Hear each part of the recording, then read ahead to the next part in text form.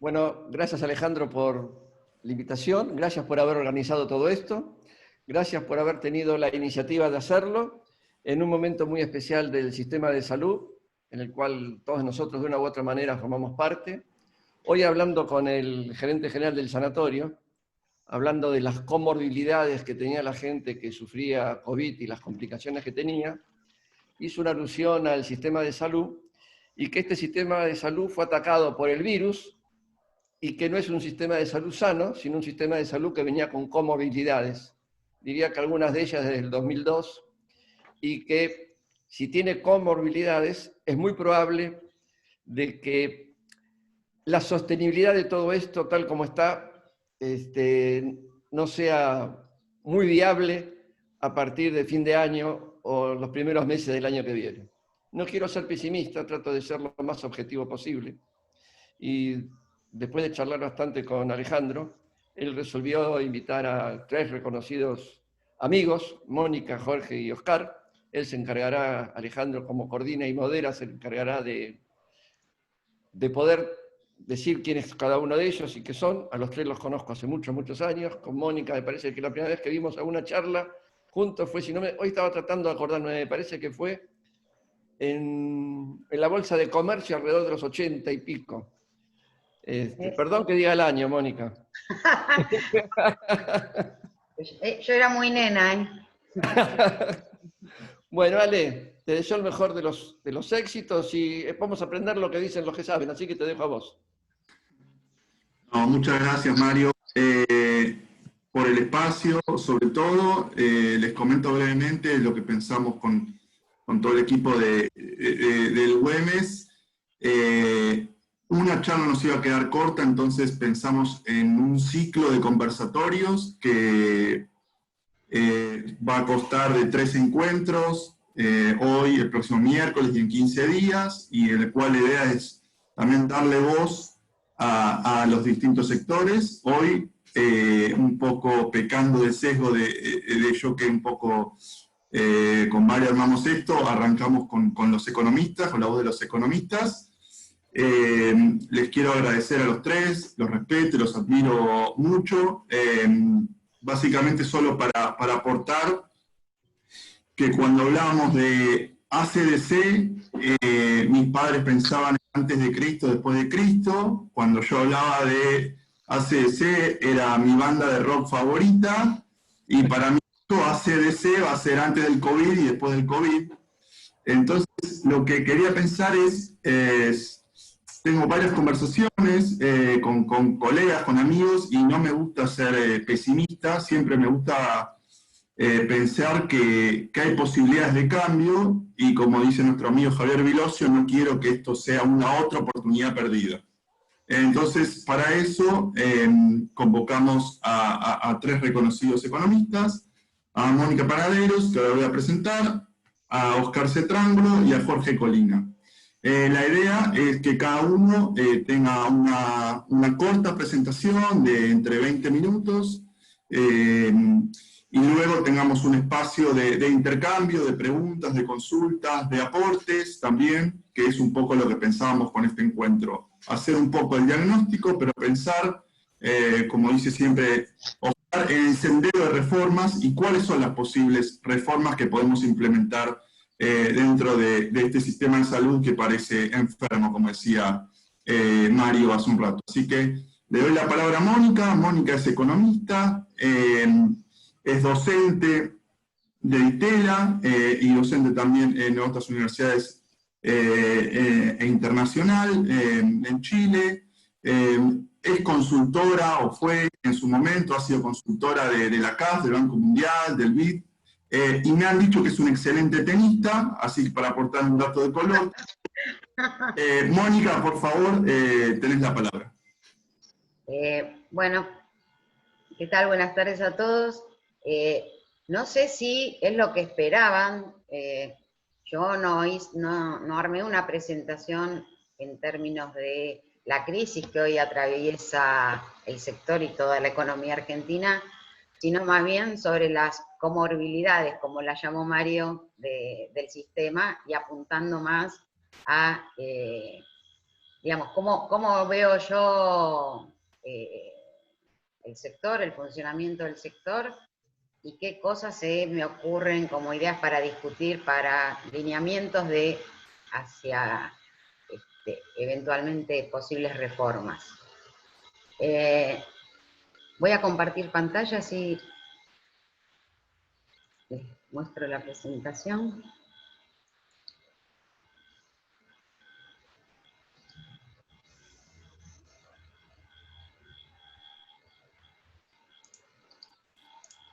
¿Se ve? Sí, perfecto. Muy bien.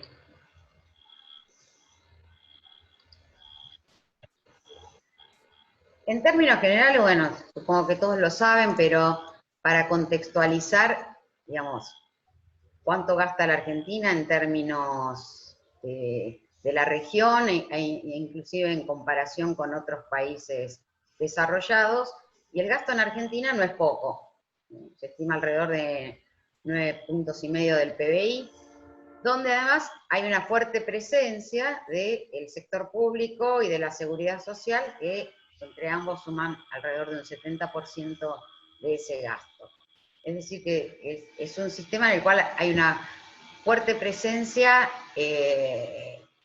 fuera de lo que es gasto de bolsillo. Este gasto en nuestro país, como en todas las economías, tiende a crecer con el tiempo por dos motivos. Uno, por un proceso de envejecimiento poblacional, que hace que, bueno, los adultos mayores tienen un gasto per cápita asociado más alto que los jóvenes, y esto tiende a aumentar el gasto en salud. Pero fundamentalmente, si bien el envejecimiento poblacional es importante, lo más importante es el crecimiento que se da por factores no demográficos, básicamente por la incorporación de innovaciones, que, digamos, hacen que la vida sea más larga y sea mejor, pero sea más cara también sostenerla, ¿no? Lo que yo veo es que en la Argentina, digamos, no hay mucho espacio fiscal, por no decir que no hay prácticamente nada, para aumentar este gasto, y que los costos laborales con los que se financia la seguridad social, con aportes y contribuciones, tampoco hay mucho margen para estar aumentándolos.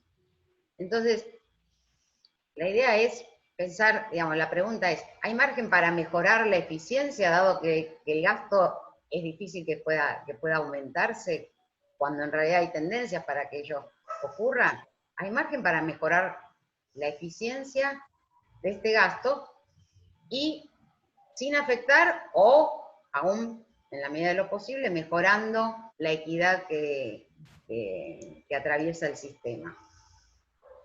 Acá, para tener una idea de ese gasto y de qué estamos hablando, tomé los datos del año 2017, que es el año donde hay el último dato de consolidado del gasto público en salud, comparándolo con el costo del PMEO que calcula, entre otros, la Fundación para ese año, y, digamos, tomando el gasto de cada uno de los sistemas en términos de los beneficiarios que se supone que tienen a cargo cada uno de ellos.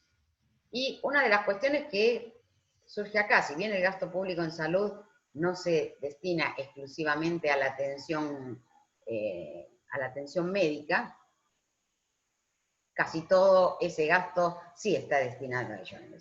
No es todo, pero es la fracción mayoritaria, y lo que muestra es que, digamos, el gasto por beneficiario a cargo supuestamente del sector público, digamos, cubría en ese entonces, y lo sigue haciendo ahora,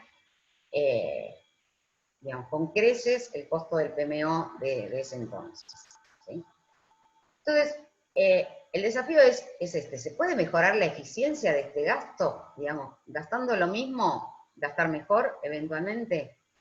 Y lo que voy a plantear es algo de una reorganización eventual del sistema, de lineamientos de una reorganización limitada al sistema de salud. ¿Qué quiero decir con esto?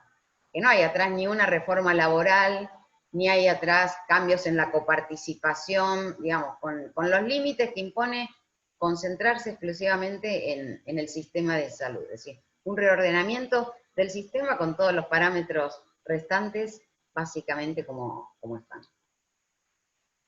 Entonces, ¿cómo yo veo el sistema público de salud?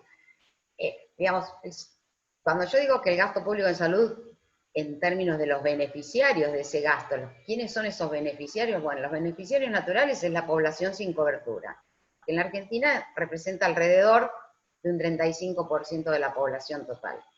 ¿Sí?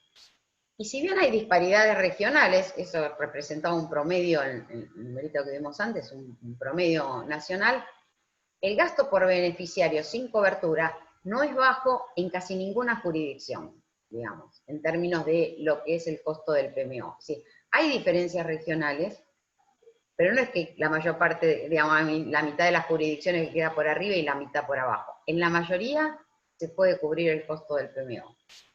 ¿Cómo está organizado el sistema? Que es financiando la oferta de servicios, con una población no nominada, es decir, abierto a toda la población, con una demanda, atendiendo demanda espontánea de esa población, sin una población objetivo especificada, a lo que da lugar es, primero, una filtración, es decir, a uso de este sistema por parte de población que tiene otro tipo de cobertura y en general sin mediar un pago por esto.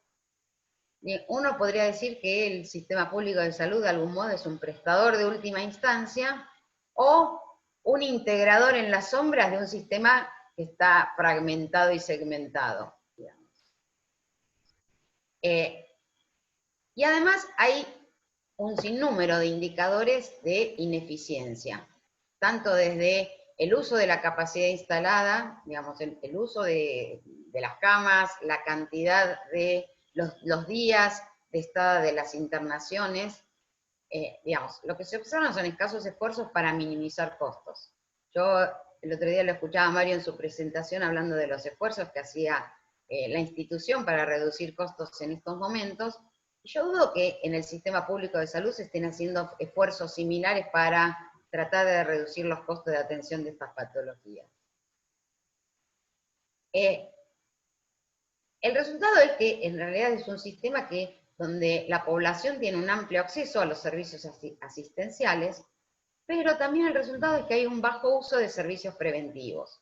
Y yo creo que todas estas cuestiones, la filtración, la ineficiencia, el bajo uso de servicios preventivos, no es ajeno a la organización vigente. Es decir, hay pocos incentivos para que el sistema sea eficiente, para que se promueva la utilización de los servicios preventivos, o para evitar la filtración facturando las prestaciones a los individuos que tienen algún tipo de cobertura.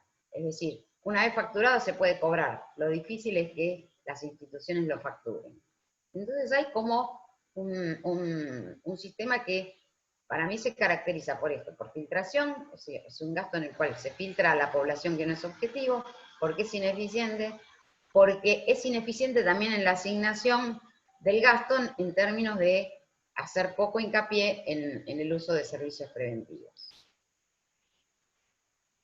Brevemente, ¿qué es lo que yo tengo en la cabeza que, digamos, pienso que una alternativa posible que podría mejorar el sistema?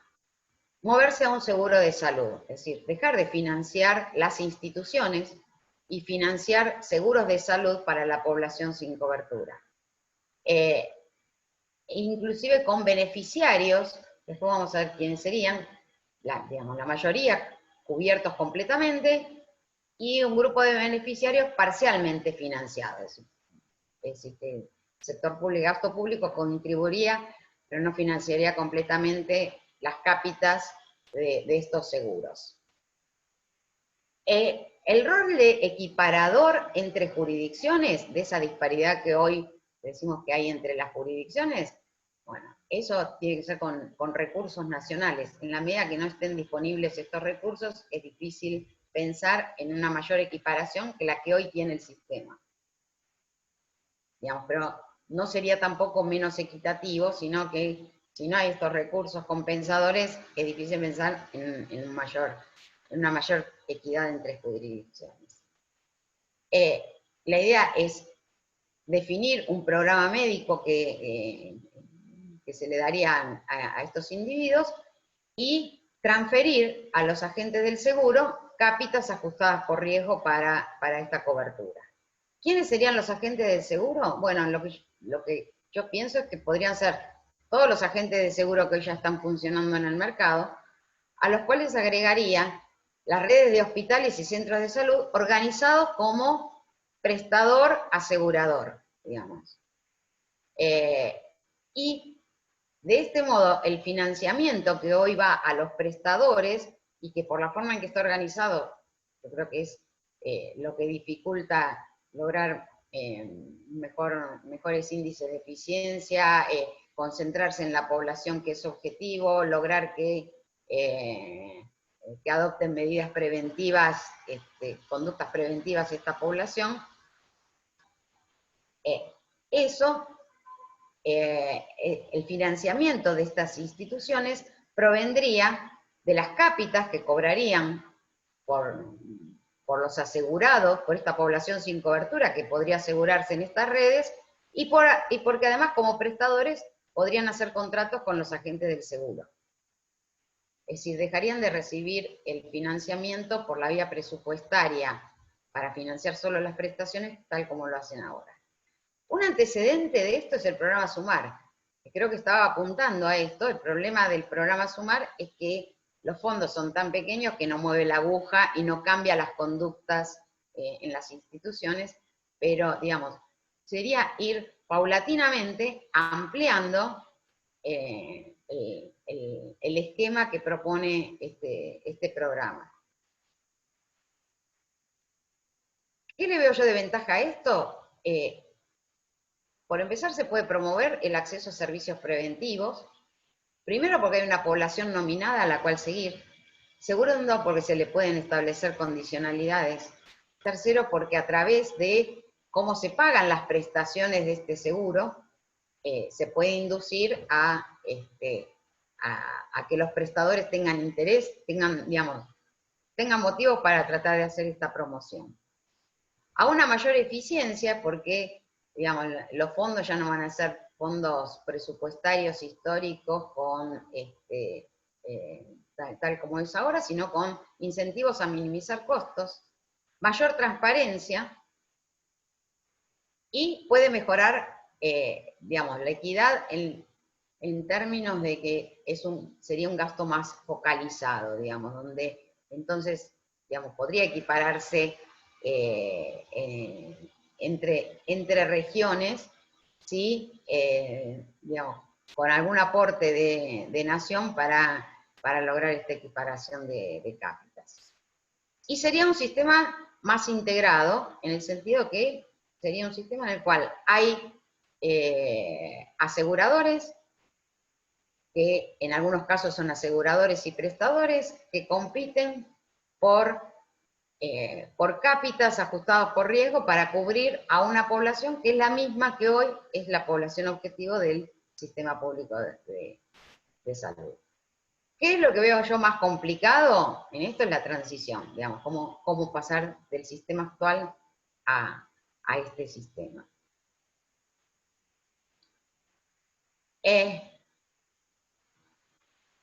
En lo que respecta, me concentro en el tema de obras sociales nacionales, pero bueno, después lo que vamos a ver es que se puede extender también a las provinciales y a los otros grupos de obras sociales existentes.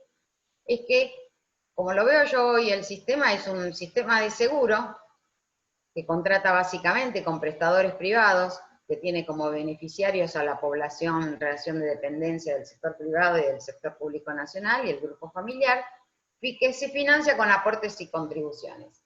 Y que en teoría, desde hace un par de décadas, hay libertad de elección del agente asegurador, pero una libertad restringida, porque también es un círculo cerrado de los agentes del seguro sobre los cuales se puede elegir. Y los beneficiarios son, entre comillas, dueños de sus aportes y contribuciones para poder elegir entre aseguradores, excepto una fracción de estos aportes y contribuciones que se destina al fondo de redistribución. Que este fondo es una suerte de reaseguro para la alta complejidad y los tratamientos crónicos, y además una parte se redistribuye en forma solidaria para completar cápitas, pero también en forma ineficiente, por ejemplo, vinculado al tamaño de los aseguradores. Aún con redistribución solidaria para completar las cápitas de los que con sus aportes y contribuciones no llegan a un aporte que permita cubrir el PMO, en un 30% de los casos estas cápitas resultan insuficientes. Es decir que en promedio en el sistema, la recaudación promedio por persona, por beneficiario, alcanza para cubrir el PMO, pero eso no es cierto en todos los casos. Y esto se agravó, esta situación, con la incorporación de beneficiarios de bajos aportes, así como el sistema previsional, digamos, el balance se vio afectado por la incorporación de beneficiarios que no habían hecho aportes. En el sistema de salud pasó otro tanto con la incorporación de monotributistas, de personas de servicio doméstico que tiene muy bajos aportes. En este sistema hay escasa competencia, no entre los prestadores, porque los prestadores son privados, y ahí sí hay una fuerte competencia, sino hay una escasa competencia entre los aseguradores, precisamente por este círculo cerrado del que les hablaba. Y tal es así que las empresas de medicina prepaga, que por ley no pueden incorporarse al sistema, se incorporan a través de obras sociales que son sellos de goma, digamos que la única finalidad que tienen es captar población que deriva sus aportes a estas instituciones. Hay falta de transparencia en el manejo de los recursos, con lo cual es difícil saber si hay ineficiencia o no, probablemente la haya, pero digamos, no hay información como para poder hacer estas mediciones. Y esta población utiliza mayormente sin pago, como decía antes, el sistema público de salud. ¿Qué me parecería a mí una alternativa para avanzar en una reforma en este sistema? Y que de algún modo es una cuestión integral con lo que planteaba para lo que hoy es el sistema público de salud, es que, digamos, yo me imagino un sistema de salud con agentes del seguro, que son las redes de hospitales y centros de salud que les mencionaba antes, las obras sociales, ONG, seguros privados, digamos, agentes del seguro, que pueden o no estar integrados verticalmente con prestadores. Y que los individuos eligen, los beneficiarios eligen no entre sobre el conjunto de obras sociales nacionales, sino entre de todos estos agentes del seguro que quieran participar del sistema. Y acá, digamos, se presentan desde el punto de vista del financiamiento dos alternativas. Una que es más parecida a como es ahora, donde los beneficiarios serían dueños de sus aportes, excepto la fracción que va al fondo de redistribución, una fracción que puede variar, digamos, podría aumentarse la parte que va al fondo de redistribución, y fuera de eso, los individuos serían dueños de sus aportes y completan de bolsillo, si quieren, de acuerdo al plan que deseen contratar de los agentes del seguro. Y este fondo de redistribución se utilizaría como reaseguro y también para solventar cápitas mínimas, y como una redistribución entre asegurados.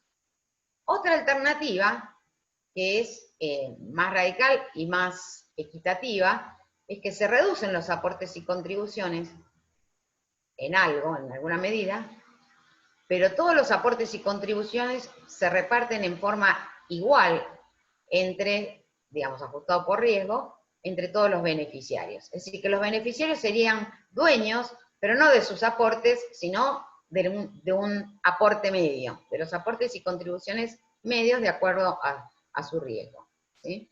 Y en este caso, entonces, el fondo de redistribución solo quedaría con la finalidad de reaseguro. Nuevamente acá, en este caso, los individuos pueden completar de bolsillo el acceso a un plan más ambicioso. Hoy, uno de los gráficos que mostré, el promedio de aportes y contribuciones, hoy no, mejor dicho, los cálculos estaban hechos para el 2017, pero no creo que haya demasiada diferencia en ese sentido. Los aportes y contribuciones, la recaudación del sistema de obras nacionales, en promedio, superaba el costo del PMO, superaba en más de un 50% el costo del PMO. Es decir, que podría pensarse en esta alternativa de reducir aportes y contribuciones y repartir esta recaudación en un beneficio similar para todos y, digamos, y completar de bolsillo una cobertura adicional. Dentro de este esquema hay beneficiarios, yo pondría los beneficiarios monotributistas, personal doméstico, que tienen aportes establecidos en forma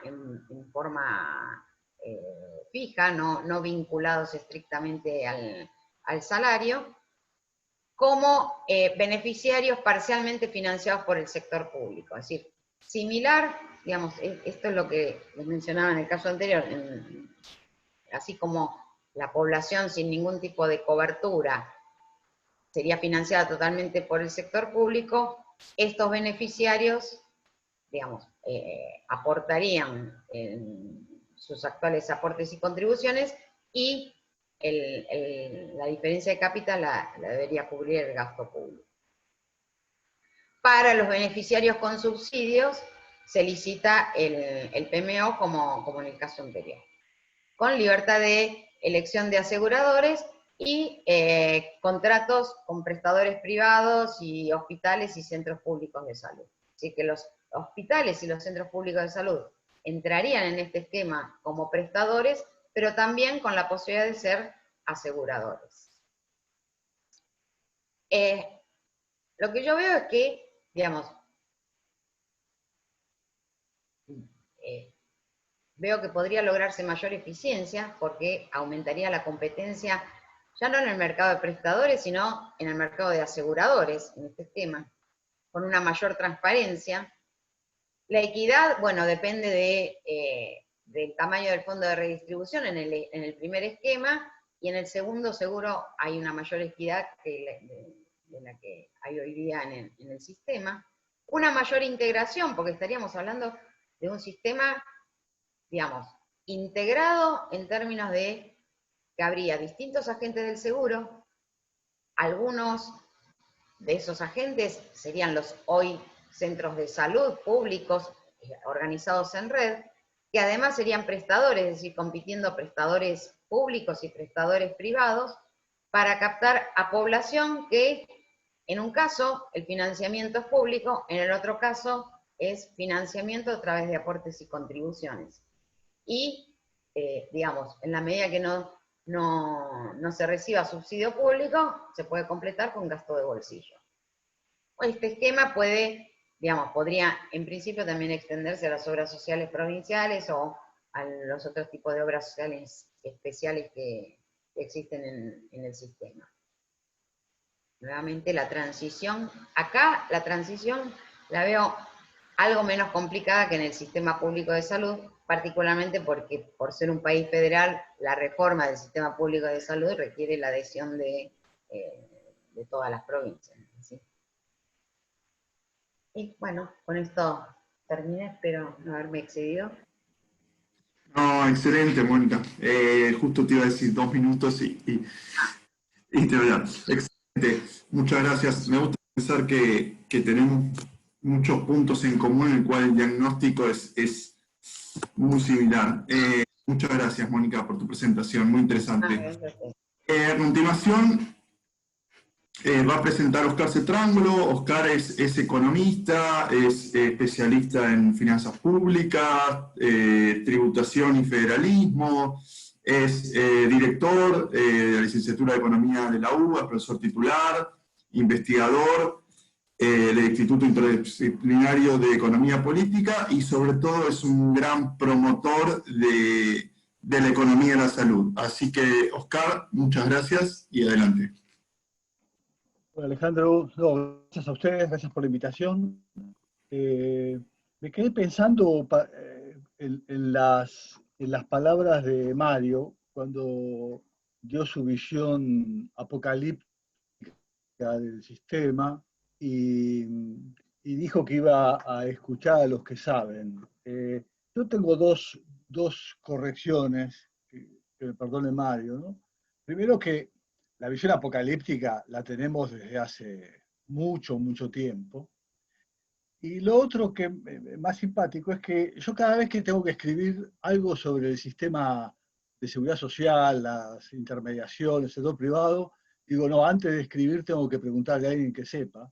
Y cuando llego a ese punto lo llamo a Mario para tomar un café y que me cuente. Así que sería bueno que Mario opine y haga su propia presentación. Me interesaría tanto más que la mía propia. Pero bueno, ya que me pidieron que hable, hablo. Yo digo, insisto, este sistema está muy mal desde hace mucho, mucho tiempo, ¿cierto? Seguimos discutiendo reformas, algunas más ideales, menos ideales, y la verdad que lo que uno va percibiendo es que sobre un terreno pantanoso, cada reforma que se ha hecho en los últimos 20, 30 años ha empeorado la situación. Ha empeorado la situación tanto en términos de eficiencia como de equidad. Hoy nos encontramos ante una crisis que nos viene desde afuera del sistema, digamos, y tenemos la esperanza de que este cimbronazo nos haga repensar algo, tanto en esto como en tantas otras cosas de las políticas públicas. Yo no soy muy optimista, pero de todos modos el ejercicio hay que hacerlo, ¿no es cierto?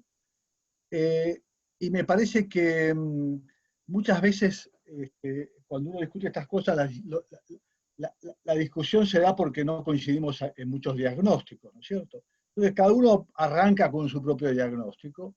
Obviamente los datos son siempre los mismos, mi diagnóstico no puede ser muy diferente del que presentó Mónica, pero con matices importantes, que tiene que ver con lo que cada uno quiere hacer con el sistema, o con lo que cada uno quiere que sea el sistema.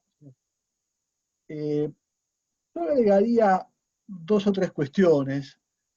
Una es la obvia que siempre se dice, esta idea de un sistema muy segmentado, digamos, por detrás de las filtraciones que hablaba Mónica está la enorme segmentación del sistema que produce una fragmentación enorme entre los derechos que tiene cada ciudadano a la atención de la salud. Obviamente que hay fragmentación y fragmentación, ¿no es cierto? El problema es que, a diferencia del mundo de la OECD, el mundo, digamos, básicamente europeo, Canadá, que hablaba Mónica, etc., la fragmentación que nosotros tenemos es fragmentación de derechos dentro de las políticas públicas.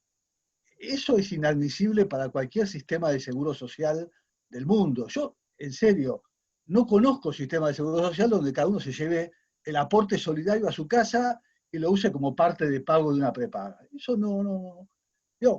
Los que avanzaron más en ese sentido fueron los chilenos, pero lo hicieron muy ordenadamente. Dijeron, esto por acá, esto por allá. Pero esto de que yo estoy en un supuesto sistema de seguro social y uso mi seguro como parte de pago de mi cobertura privada, yo no la entiendo. Ese es un punto. O sea, en salud, como en previsión social, como en educación, como en tantas políticas públicas, no solo hay que mirar los problemas de base, sino los errores que se cometieron por soluciones incorrectas a los problemas previos. Cada cosa que queremos solucionar, introducimos un problema adicional. el sistema es muy fragmentado, entonces no es lo mismo tener salud pública en Formosa que en Córdoba que en Santa Cruz, no es lo mismo tener un seguro social si uno es gerente, es cadete o es un operario. Eso no, pero no estoy hablando de Inglaterra. En Uruguay no es así. ¿Eh? En Colombia no es así. Y en términos de salud pública, la disparidad territorial es enorme, es enorme. Entonces, ahí hay un punto. Una diferencia de matiz, o en todo caso un poco más que matiz, es que cuando uno hace las cuentas de lo que gasta cada subsector, yo suelo remarcar el hecho de que el sector público no atiende exclusivamente a los que no tienen seguro. El sector público tiene la obligación de dar cobertura a todos. Y de hecho, la pandemia nos ha puesto ese tema sobre, digamos, en frente a nuestro. Digamos. El principal efector frente a la pandemia es el sector público que organiza, etcétera, y después van acompañando el resto. Pero digamos, cualquiera de nosotros va al sector público, aunque tengamos seguro. Y de hecho, uno de los problemas, digamos, yendo al punto de Mónica, una de las principales filtraciones es que todos nosotros tenemos obra social, que o la derivamos a una prepaga, o si no nos convence, tenemos además una prepaga, y ante un caso especial concurrimos al sector público y pagamos de bolsillo ciertas prestaciones porque no confiamos en el odontólogo del plan de salud o en el oculista. Entonces, hay una enorme ineficiencia por superposición, duplicación, triplicación de gasto en distintos efectos. Entonces tenemos serios problemas de equidad, serios problemas de eficiencia. Y además problemas de regulación enormes, digamos, la regulación, la superintendencia del sistema privado no ha tenido una trayectoria técnica muy, muy virtuosa, eso lo sabemos todos nosotros, y además hay una fuerte espacio de prestación de seguros que no están debidamente regulados. Los institutos provinciales no los regula nadie, salvo su propio gobierno provincial, están fuera de la superintendencia y hay una gran cantidad de instituciones de supuestamente seguro social que no están reguladas por la superintendencia. Entonces, hay problemas de regulación, hay problemas de, obviamente, asociados a problemas de eficiencia, hay enormes problemas de equidad. Las reformas que se han hecho han tendido a un gran descreme, digo, uno puede discutir cómo haber introducido mayor competencia entre las instituciones de seguridad social. Ahora, el hecho de haber hecho desregulación con la devolución del aporte a cada trabajador es un hecho notable de los últimos 2 o 3 décadas. La forma en la cual se hizo la descentralización de los sistemas del sector público hacia las provincias, sin políticas compensadoras, etcétera, es otra reforma muy discutible. Uno puede hacer una lista y seguramente todos los que están acá presentes lo pueden conocer. Entonces tenemos un gasto en salud enorme, gastar 9 puntos y medio del producto en gasto corriente, digamos, porque además a eso hay que sumar el gasto de capital, con lo cual el gasto en salud debe estar más de 10 puntos de producto.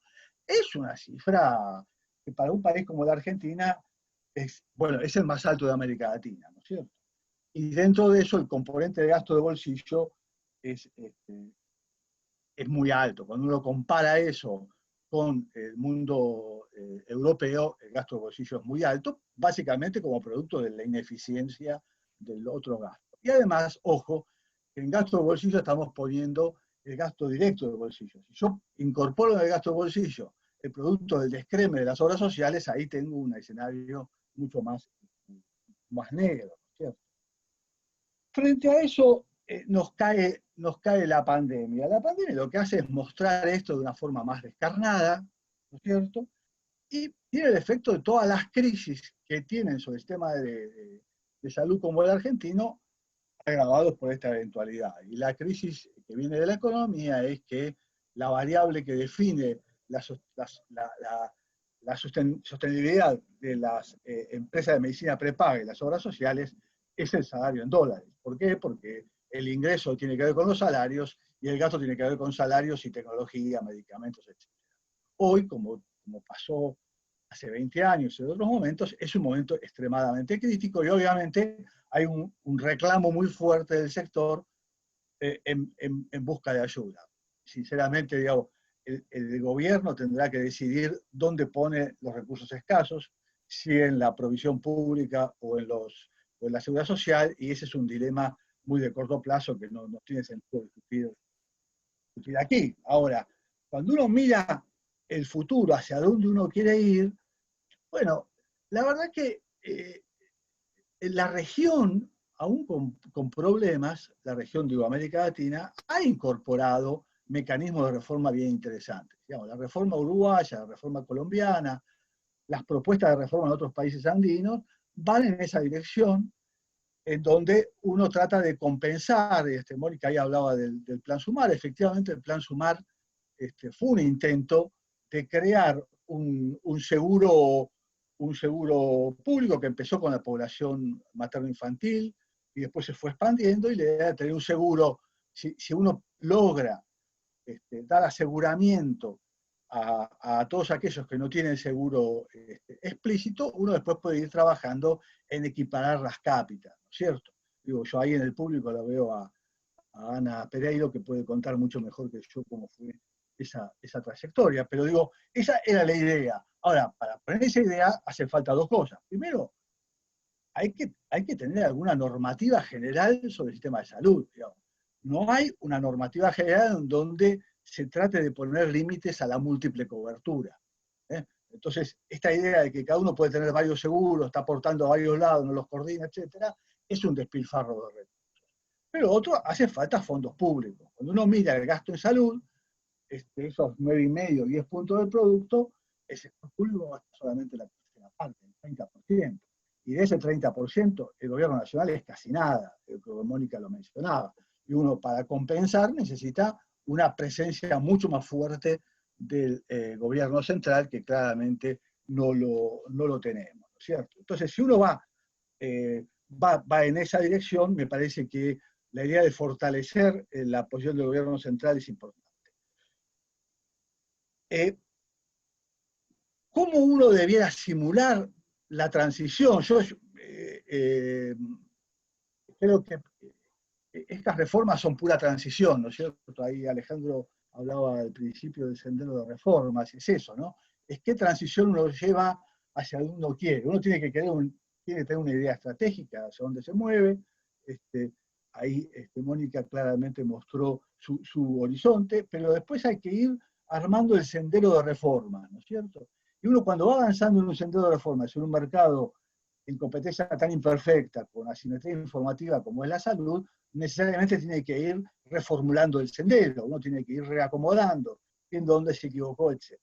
Entonces, en ese sendero de reforma me parece que hay varios puntos a tener en cuenta.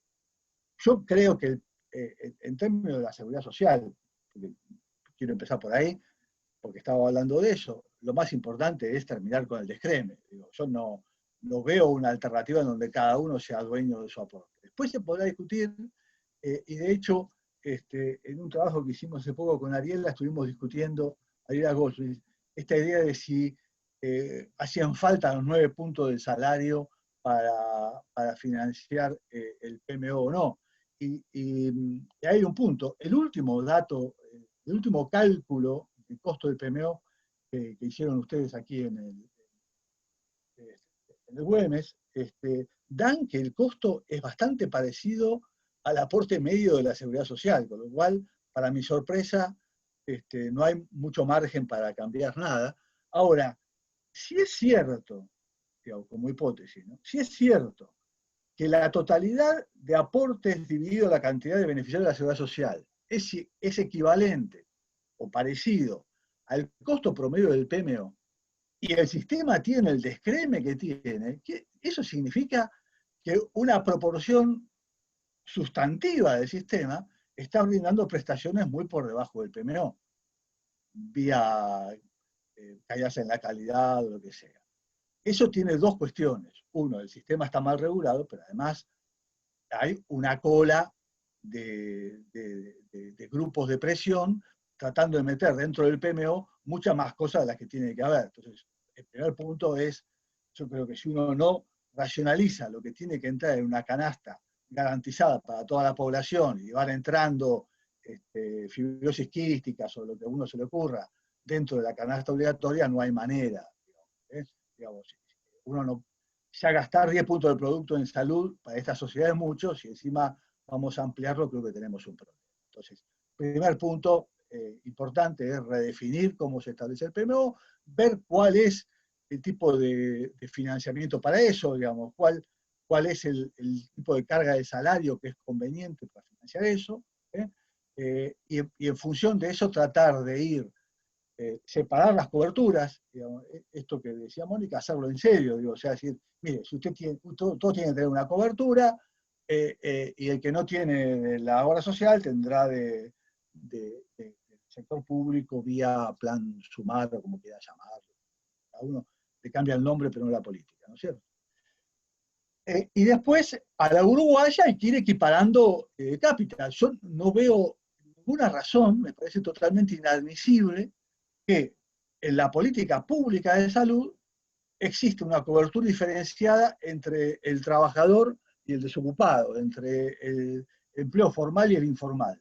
La política pública, como en cualquier país de los que acá fueron nombrados, Canadá, Inglaterra, Alemania, etc., la política pública tiene que ser la misma cobertura para todos, la excepción obviamente es Estados Unidos, ¿cierto? Entonces, ese es un punto.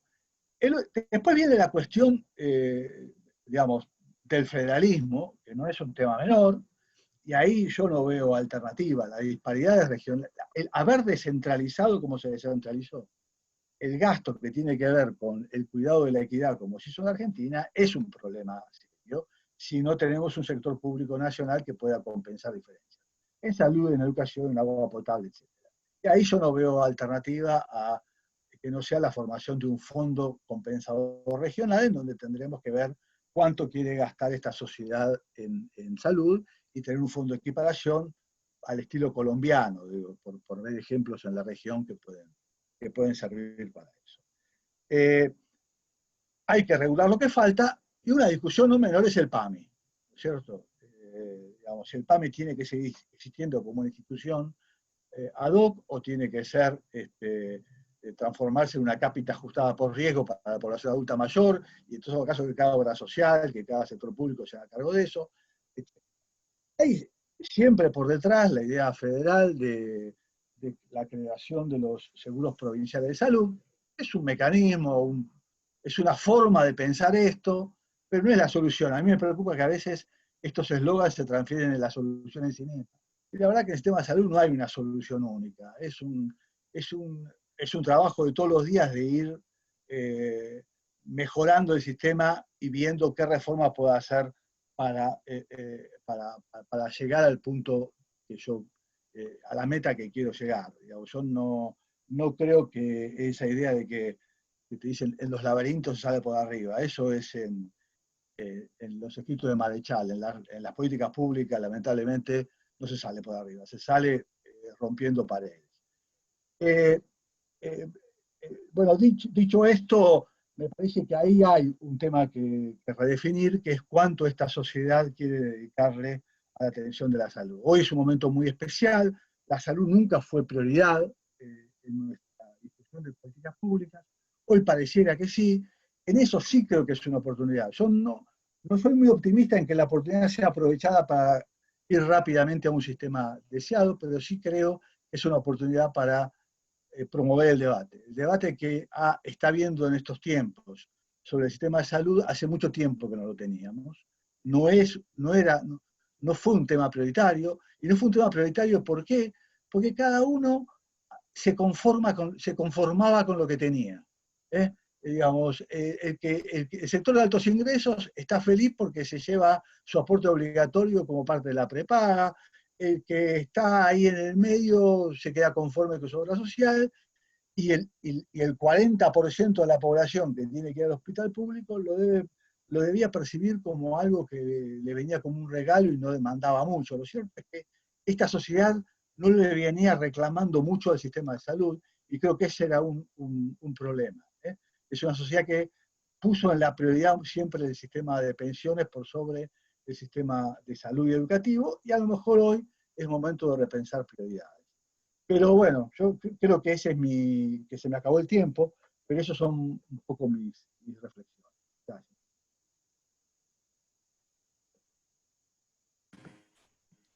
Gracias, Oscar. Excelente. Me gustó lo de romper las paredes, ¿no? Coincido, y no salir por arriba, no buscar la solución mágica. Está de moda en la economía del comportamiento los distintos sesgos, y acá pareciera que el sistema de salud tenemos como el sesgo del status quo, ¿no? Sin embargo, los 3 subsectores están desfinanciados. Sin embargo, no tenemos cambios. A continuación, va a continuar Jorge Colina. Así que Jorge es economista y un gran referente para toda la economía de la salud. Así que Jorge, por favor, te escuchamos. Gracias, Alejandro. Bueno, yo voy a hablar de algunos temas más, coincidiendo con Oscar, con Mónica, de que hay muchos problemas en el tema de la seguridad social. Me gustaría tocar temas más generales del sistema de salud. Me voy a compartir una pantalla para... un segundito. Bueno, ¿se ve ahí? ¿Se ve, no? Sí, perfecto. Ok. Bueno, el título Financiamiento y Sostenibilidad es al que me invitaron, y voy a marcarles, me parece a mí, 3 importantes desafíos que hay y algunas recomendaciones. Primero, el tema de la eficiencia del gasto en salud en Argentina. Acá me gustaría primero ordenar un poco el tema de cómo son las competencias en salud en Argentina. En Argentina, la Constitución Nacional, esa que hizo Urquiza, Mitre, Alberdi, allá en el 53, estipuló una regla por la cual decía: la nación va a tener jurisdicción en todo aquello que las provincias no le deleguen expresamente. Lo que no sea delegado es facultad de las provincias. Entonces, si uno agarra la Constitución Nacional, la baja de internet, le pone la palabra salud, no la va a encontrar nunca. Pero si baja las constituciones provinciales, las 24, y le pone la palabra salud, va a encontrar un artículo donde las provincias se reservan para sí esas funciones que están allí, que es la regulación de médicos, clínicas y sanatorios, la regulación de los prestadores, y todas las acciones que tengan que ver con la promoción de la salud, la prevención de la salud, la atención médica en lo que corresponde a los hospitales públicos y a los empleados públicos en las obras sociales provinciales, y obviamente todo lo que sea de enfermedades catastróficas, coberturas de muy alto costo para la gente que no tenga cobertura.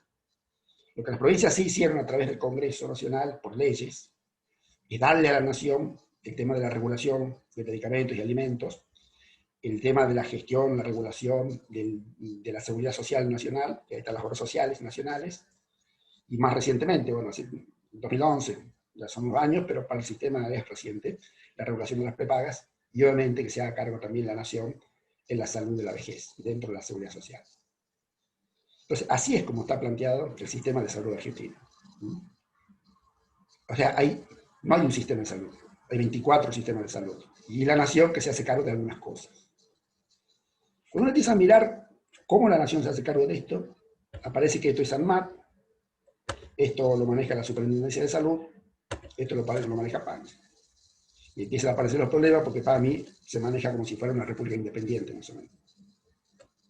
Y después aparece el Ministerio de Salud Nacional. Y uno se pregunta, ¿qué hace el Ministerio de Salud Nacional? Porque, digamos, teóricamente ANMAT, la Superintendencia, PAMI, depende del Ministerio de Salud Nacional. Pero tradicionalmente fueron entidades independientes, políticamente independientes, porque quien determina quiénes van a manejar eso está por arriba de quien maneja el Ministerio de Salud, y obviamente hasta incluso están fuera del presupuesto del Ministerio de Salud, por lo cual tienen independencia económica, y financiera y administrativa. Entonces no se sabe muy bien qué rol cumple el Ministerio de Salud Nacional en un sistema que no es por elección de alguien, sino por elección de las provincias, los caudillos provinciales allá en 1853 que dijeron: lo que no delegamos en la nación es nuestro, de las provincias. Entonces apareció una idea. ¿Cuál es la idea? Que el Ministerio de Salud Nacional se ponga a ayudar acá, se ponga a ayudar a las provincias, en todo lo que tenga que ver con cuestiones que son de las provincias. Fundamentalmente con esto que está acá, los programas nacionales. Estos son los programas nacionales que están en el proyecto de presupuesto 2021. Están con los números del presupuesto para que lo puedan ubicar. De todas formas, yo la presentación se la voy a dar, así que ya lo pueden ver. Esto es mucha plata. Con todos estos programas, la Nación actúa sobre funciones provinciales. Y demanda cerca de, se plantea mandar para el 2021 110.000 millones de pesos en estos programas que se promete, digamos, en funciones de las provincias. Algunos dicen ayuda a las provincias. Y muchas veces estos son los fondos que uno dice, bueno, estos son los fondos compensatorios, los fondos que compensan asimetrías entre las provincias.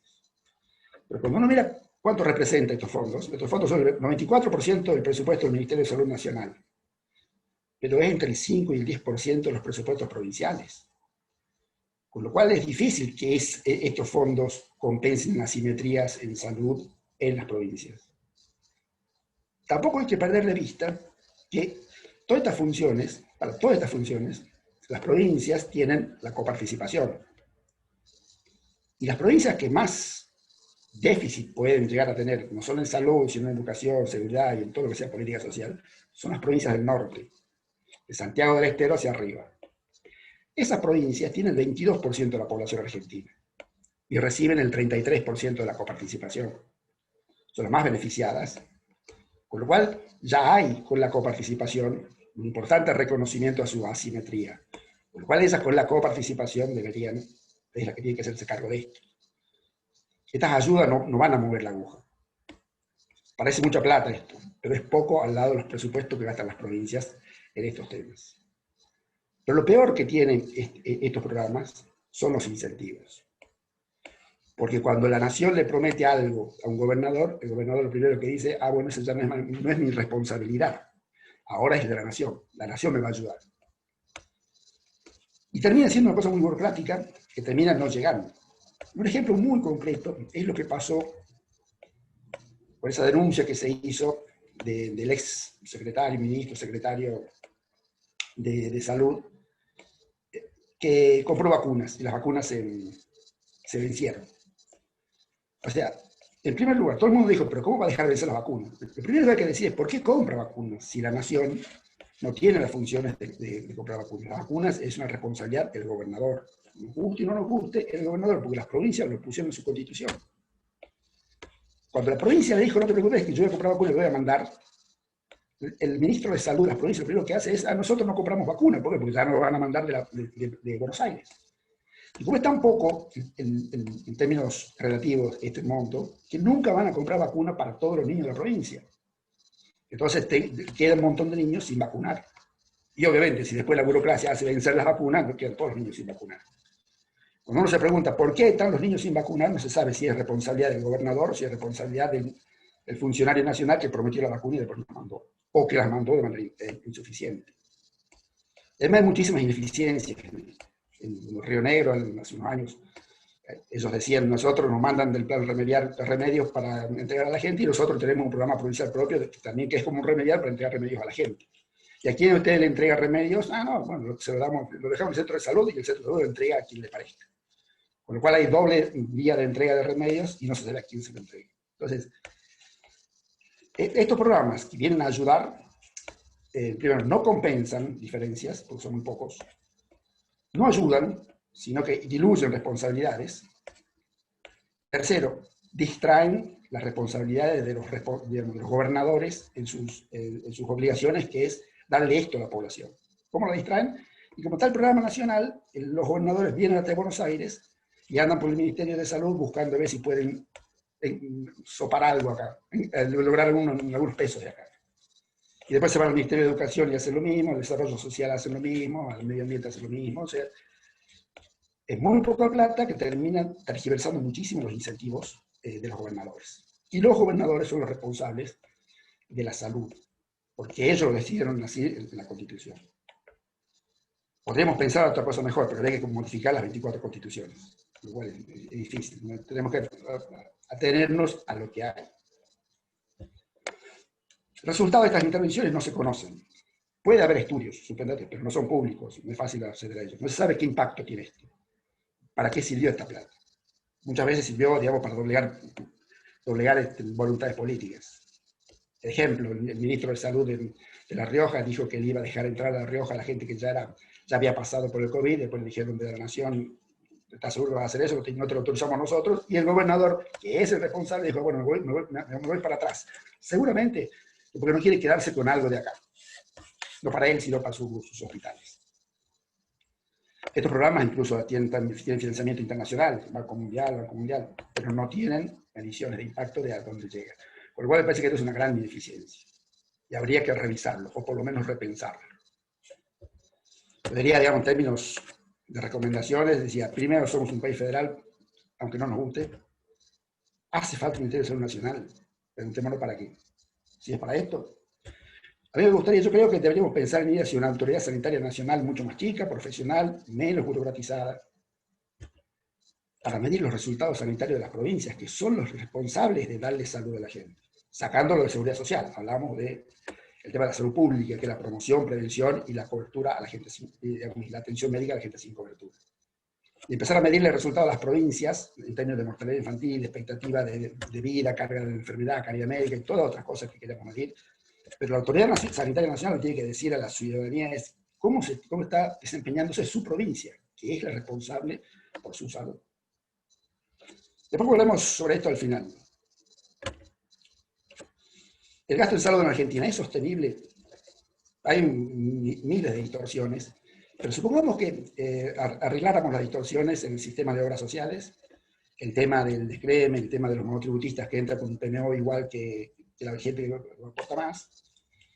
A mí me gustaría ir hacia la principal vulnerabilidad que tiene el sistema, que yo creo que es el PAMI. El PAMI tiene una insuficiencia estructural de recursos.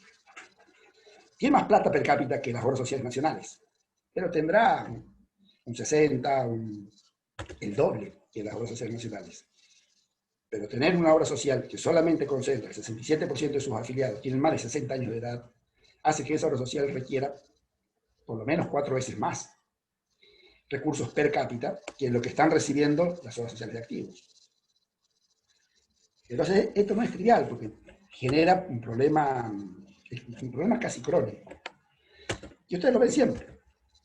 Los hospitales públicos, lo que decía Mónica, o sea, descargando demanda insatisfecha. ¿Por qué? Porque no le alcanza la plata para uno va a un hospital público, y si bien, digamos, entra un montón de gente adulta mayor, que están por PAMI, así. No siempre, digamos, a veces facturan y no siempre se recupera la plata de salud, porque PAMI no tiene plata.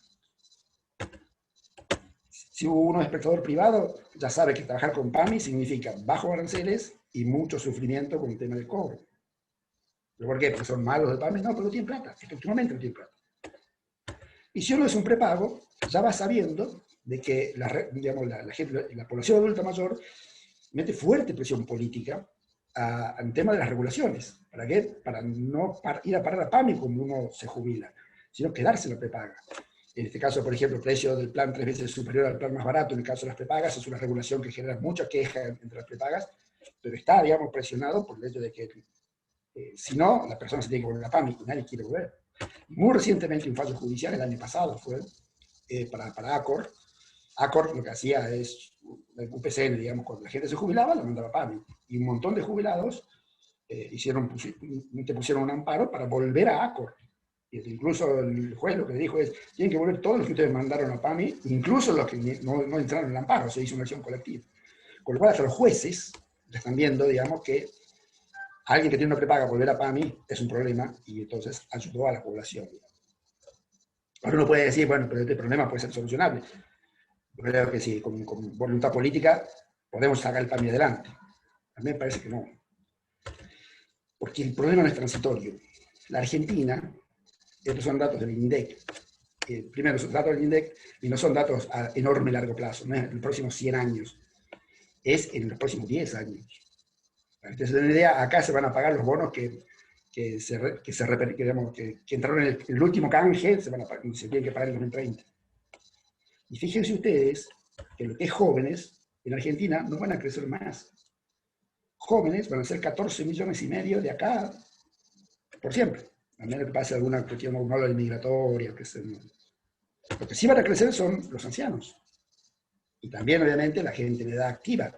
Pero la gente de edad activa no está siendo empleada en empleos a salarios privados, registrados, esos que hacen los aportes buenos a las seguridades sociales. La gran mayoría, si es registrado, entra como monotributista, con un pago de 1.000 pesos.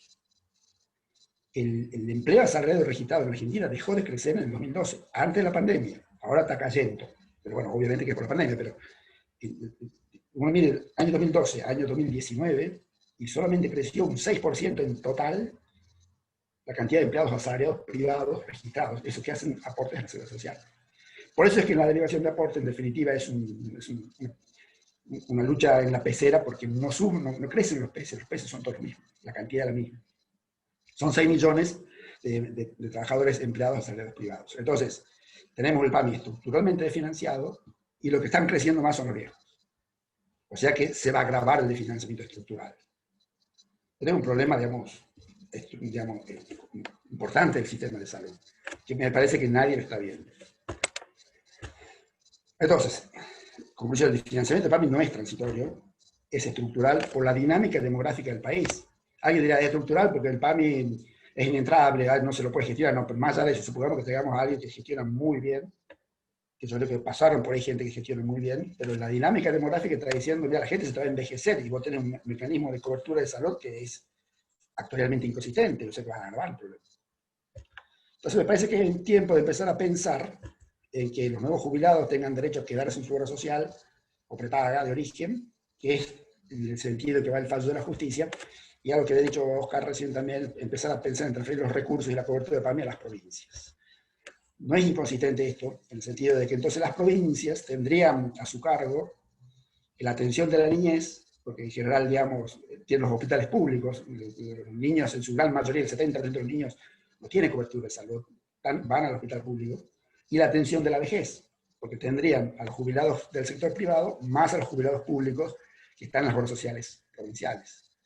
Incluso para el prestador provincial, saliendo de la capital federal, yendo al interior de las provincias, sería mucho mejor que PAMI, digamos que el gobernador maneje PAMI también, porque en las provincias lo más importante que tienen es la obra social provincial y PAMI. Entonces tiene que estar lidiando con los dos. De esta otra forma, tendría el prestador provincial, tendría solamente que lidiar con el gobernador, con el ministro de Salud provincial, por el tema de la obra social provincial y por el tema de PAMI a la vez.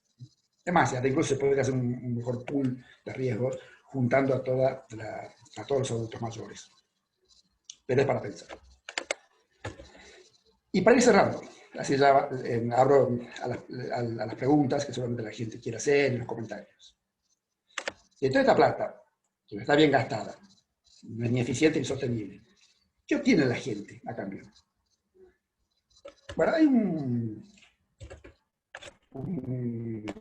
paper que salió en 2017 de Lancet, yo lo tengo bajado, si alguien quiere se lo puedo mandar, pero si no, cuando tengan la presentación, ustedes entran acá y lo bajan.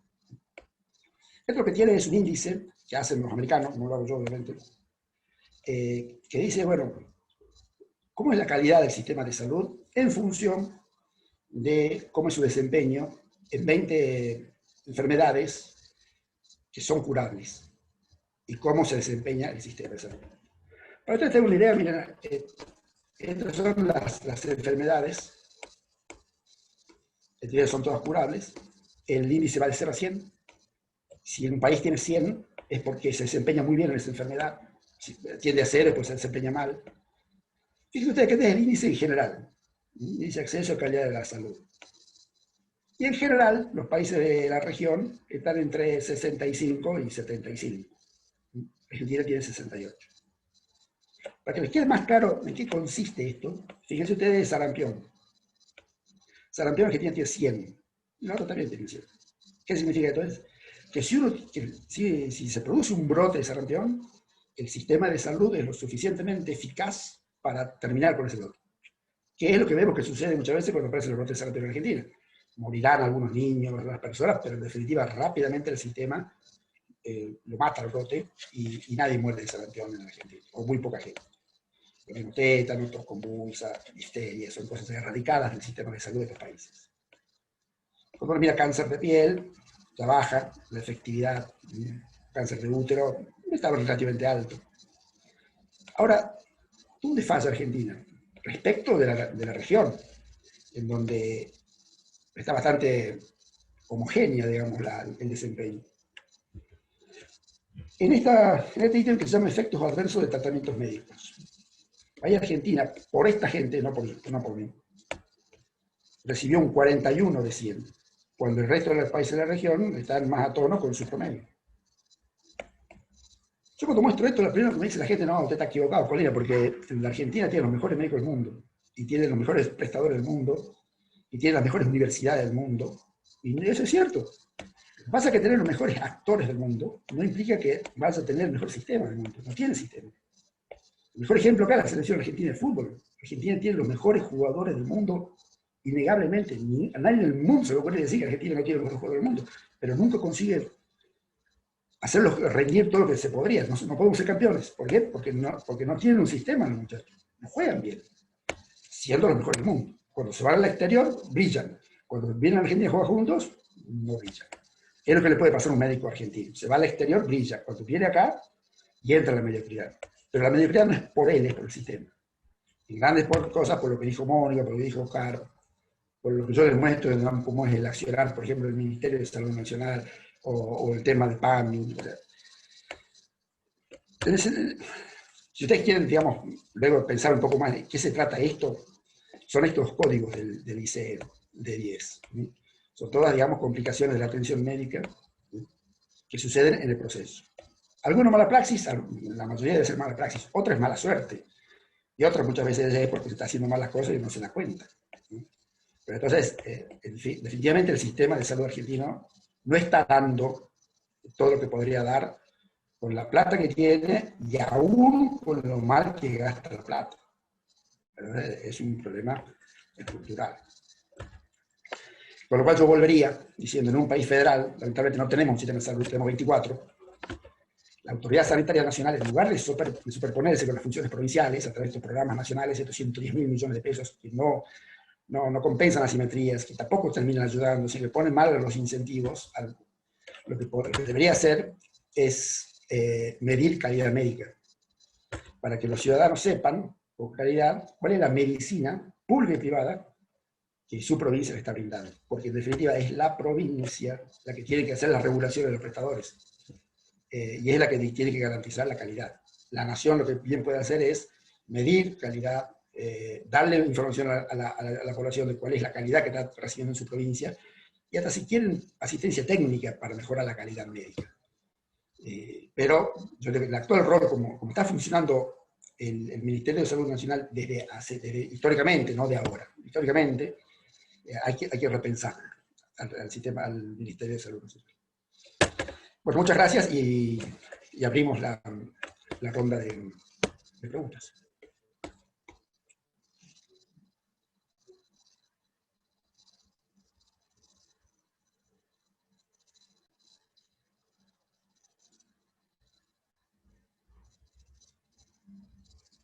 Alejandro, estás muteado. Ahí está, sí. Implementamos uno para que no haya ruido, entonces nos muteamos a todos. Muchas gracias, Jorge, excelente. Me gustó mucho la visión sistémica que le agregaste.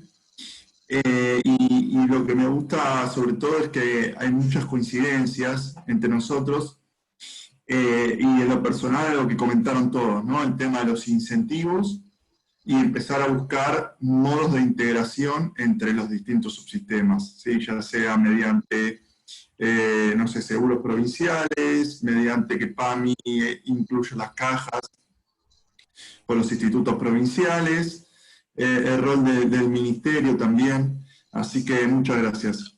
Dicho esto, hacemos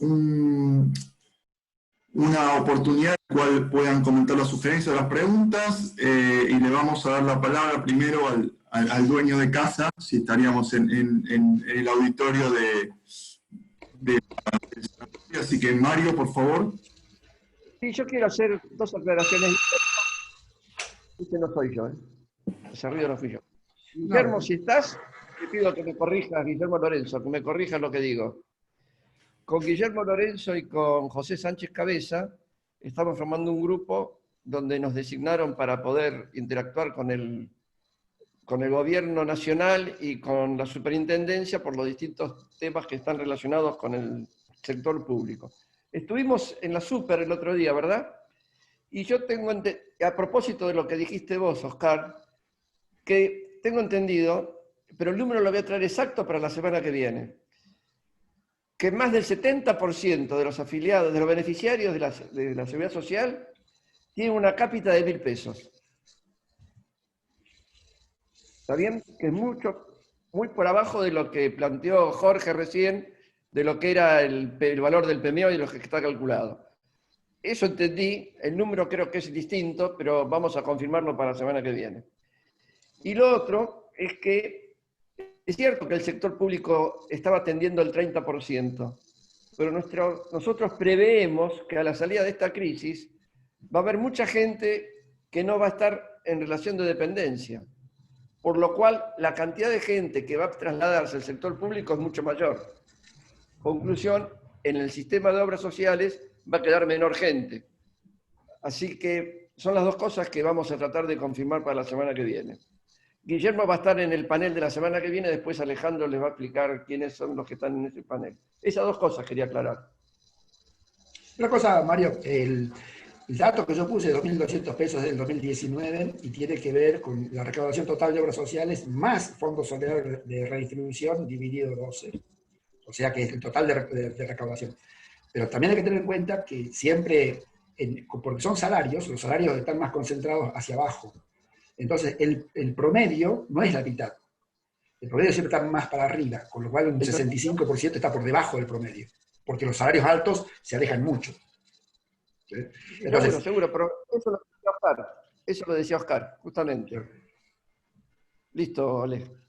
El otro día Rubén Torres con Manuel Arroba presentaba que decía que el 80% de las obras sociales nacionales, que no son nacionales, son una mayoría muy pocas, están en todo el territorio nacional, no alcanzan a cubrir el PMO. ¿Te acordás, Oscar? Comentaba el otro día Rubén con Manuela. También como para agregar la discusión ahí, Oscar también trajo el tema de legislación por enfermedades, que también es todo un tema especial. Les voy a decir algunas preguntas que tenemos del público. Del doctor Pablo Luna para Mónica, o abro para el resto porque me parece que es interesante. Si están de acuerdo que las obras sociales provinciales y las universitarias deban formar parte del Fondo Solidario de Redistribución. Bueno, en el esquema actual no, sí, me parece que no les conviene, o sea, no van a tener ningún interés en formar parte del Fondo Solidario, porque probablemente tengan los aportes y contribuciones por beneficiarios sean más altos que el resto del sistema, entonces con una disparidad salarial menor que las de las obras sociales nacionales, entonces van a aportar nada más. O sea, yo lo que creo es una reforma de largo plazo en la cual también entren las obras sociales provinciales, ¿no? Que dejarían de ser obras sociales provinciales. Digamos, sería un asegurador más en el cual se puede asegurar también alguien del sector privado o como fuera. Pero hoy por hoy no le veo, digamos, qué atractivo podrían tener las obras sociales provinciales para formar parte de para aportar al fondo de redistribución, donde probablemente por cápitas no cobrarían casi nada. ¿Querés comentar algo más? Yo no sé. No, Oscar. No, perdóname, no te he escuchado. No, yo ya, si se entendió lo que dije, yo creo que me gustaría ir a un mundo donde el Fondo Solidario es el 100% del aporte. No encuentro ninguna razón por la cual un empleado provincial tiene que tener una cobertura diferente a un empleado nacional, a un desocupado, a un informal o a un gerente de banco, en la política pública. Después cada uno con su plata hace lo que quiere. Pero esa, la verdad que no la entiendo. Pero bueno, ese es el mundo, digo, qué sé yo. Argentina es así, como dijo Colina, somos un país federal y cada uno hace lo que quiere, pero la verdad que una cosa es como somos, otra cosa como queremos ser, ¿no? Gracias, Oscar. Tenemos otra pregunta de Ethel Terreno que dice, es abierta, no está dirigida a ninguno especial, sí, y pregunta sobre el programa Sumar, que ¿fue un programa de seguro para la demanda o fue un programa de reembolso de prestaciones a la oferta pública? Y la segunda pregunta que es, ¿la población beneficiaria tuvo alguna mejora en el acceso a prestaciones y en tal caso en qué consistió esta mejora y cómo se midió? Interesante. Mira, yo hice algunos trabajos de evaluación del SUMAR, del NACER, y la verdad, lo que yo veía en ese programa era primero una intención fuerte de tratar de poner herramientas en el sistema público de salud para mejorar la gestión, por un lado. Y por el otro, tratar de, digamos, poner incentivos para, con población a cargo, digamos, nominando población a cargo de las distintas instituciones, para tratar de mejorar el tema de prevención, digamos. Creo que, digamos, las intenciones eran buenas, lo que pasa es que cuando la plata es poca, no mueve la aguja, entonces no crea incentivos ni para una mejor gestión. Por ejemplo, si un hospital no tiene un departamento de facturación bien desarrollado, desarrollarlo para cobrar por el programa Sumar no tenía sentido porque le salía más caro que lo que recaudaba. Digamos, si vos no tenés una política de cobrarle a los que tienen cobertura, no te conviene desarrollar con lo que compensaba el programa Sumar, desarrollar este departamento. La intención era buena, pero digamos, la plata no era suficiente motivo. Y respecto de a mí me parece que como positivo también es que pautó intervenciones, de cuando, digamos, protocolizó de alguna manera la atención médica, de, no sé, cuáles eran el control del niño sano, cuáles eran un cronograma de atención del niño sano o de determinadas conductas de prevención. Me parece positivo explicitar eso. Ahora, poner a las instituciones responsables de captar la demanda y se hacía difícil, ¿viste? Porque, digamos, no es fácil, no lo puedes hacer en forma compulsiva, de llevar a los pacientes a las instituciones para que hagan los controles médicos que tienen que hacer, ¿no? Entonces, pero me parece que los objetivos eran la doble vía, mejorar la gestión y mejorar el acceso a la prevención y a la promoción de la salud, porque de hecho en un principio solo estaba limitado a estas prácticas, digamos, de controles, no de atención de patologías. Digamos. En los resultados, hasta donde yo vi, no había cambiado demasiado, a decir verdad, digamos, no había aumentado la tasa de vacunación porque ya era alta, pero bueno. A mí me gustaría hacer un comentario respecto al SUMAR. Como ustedes vieron en la presentación, yo soy extremadamente crítico de los programas nacionales. Estoy diciendo esos 110.000 millones tan mal gastados. Haría una excepción con el SUMAR, porque me parece que por lo menos jugó bien trabajó bien con los incentivos. Esto de decirle al hospital, facturame prestaciones que le dejes a la población objetivo, no te vamos a pagar una consulta de lo que realmente vale, pero te vamos a dar un pequeño aliciente, un pequeño dinero que vos lo podés usar para hacer pequeñas obras, para comprarte un split, para comprar insumos. Pero como dice Mónica, o sea, es tan poca plata que no mueve la aguja. Yo recién dije, 110.000 millones en programas nacionales no mueven la aguja porque son el 5% de los presupuestos provinciales. Dentro de los 110.000 millones para el 2021, están pautados para el SUMAR algo así como 12.000 millones, o sea, el 10%. O sea, si ya los programas nacionales no mueven la aguja, dentro de los programas nacionales, el único que tiene un incentivo bueno tiene apenas el 10%. Yo, digamos, si hay que preservar los programas nacionales, le pondría toda la plata al SUMAR, porque cambia el incentivo al decirle al director, facturar. Cuando el director factura, se empieza a ordenar. Y para cerrar, una cosa que decía Mónica, tampoco se preocupa por facturar mucho. Lo que pasa es que todavía está un poco burocrático el tema, porque para el SUMAR se necesita un proceso administrativo dentro del hospital. Para facturar las obras sociales, otro proceso administrativo. Para facturar la PAMI, otro proceso administrativo. Entonces habría que ir a un esquema, que son las clínicas privadas, en donde hay un solo sistema de facturación y ese sistema sirve para todo. Sirve para el SUMAR, para los sociales, para PAMI, para RT, para prepaga, para todo. Tengo que salir de... El pobre director de hospital tiene 4 o 5 esquemas de facturación. Y la gente misma te dice, allá es SUMAR, allá es PAMI, allá es obras sociales. Entonces, pero no es culpa de los hospitales toda. Es porque los financiadores le imponen esas irracionalidades administrativas. ¿Puedo? Puedes tocar. No, digo, a ver, cuando se lanzó el plan Nacer, que era en aquel momento, yo estuve participando, ayudé bastante en el diseño original del ministerio. Yo acá ahí entre las fotos que veo, ya no es auditorio foto, está Ana, está Cartucho, no sé si ellos tienen más información que yo, pero digo, y lo saludo a Cartucho de paso. Pero digo, era un momento de una crisis muy extrema, y lo que se hacía básicamente, la idea, a lo mejor quedó desdibujada después, pasó mucho tiempo, pero la idea era asegurar el tratamiento de la población de mayor riesgo, que era la población materno-infantil. Eso surgió en momentos en los cuales los chicos se morían de desnutrición. Los casos, no sé si recuerdan, los casos de Tucumán fueron terribles, ¿no es cierto? Hay una intervención muy fuerte del gobierno nacional. El gobierno nacional no tiene plata. Digo, de los 10 puntos del producto que gasta este país de salud, el gobierno nacional, que es el único nivel de gobierno que tiene capacidad para compensar diferencia, gasta medio punto. Eso hay que revertirlo, eso es una barbaridad.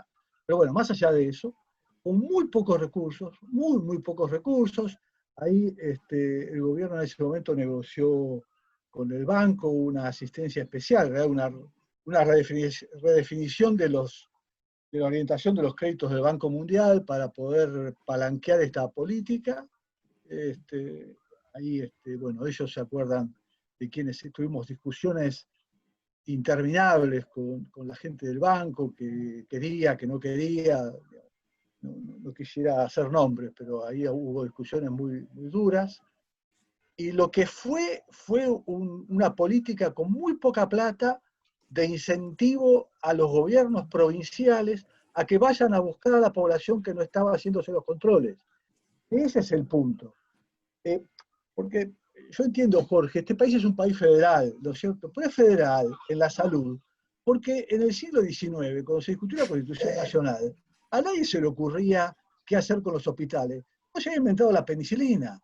Y las reformas constitucionales posteriores no tuvieron el caso, porque los gobernadores quieren seguir teniendo poder sobre ciertas cajas, pero la verdad es que es una barbaridad. La nación tiene que tener mayor responsabilidad sobre la política provincial.